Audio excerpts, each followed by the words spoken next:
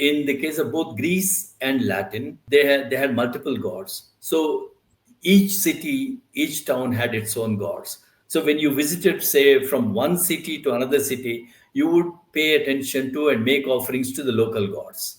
So there are always Talapuranas associated with the local gods and the local deities. This happens in the case of Greece. Socrates talks about it very eloquently in one of the dialogues. Okay, though he doesn't use the terms Talapurana, but those of us who are familiar with these Puranas, it's easy for us to Yeah. understand. So when you go to Roman period also, that is pagan Roman period, you had no problem in offering prayers to other than deities of your town. That's a possibility. So multiple gods Right. could coexist. There is no conception, a conception which differentiates Semitic cultures from other pagan cultures, is that there's no conception of the one and only true God and the rest Right. as the false gods. Such conception was not there. It's a totally Semitic conception. So the true God is either a Jewish God or a Muslim God. That's the only Right. true God. All other gods are false gods. It is inconceivable, unintelligible to pagan cultures. Right. I keep asking my students, how do you say Krishna is a false god?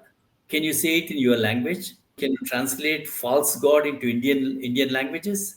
It makes no sense at all. People will laugh at it. It looks absurd to say Right. that Krishna jhuta bhagwan hai. Whereas Latin, when it began to become the language of the religion, it began to spread and with scepter and began to impose itself. As a result, most of the European languages, by the end of the first millennium of the Common Era, most of the European languages have become Christian languages, if you like, through Latin. Latin was the language that is used by everyone. When religion, understood in the Christian sense, when religion began to spread, then I think the identity, religion, and language, they went together and they began to actually undermine other languages and other cultural practices.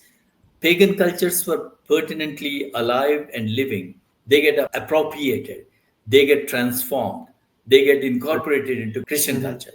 And that's how the transformation has taken place. So there is a significant difference between European languages, the way they developed, and the languages that came under the impact of Sanskrit, the way they did. No Sanskrit text will say that there is only one true God.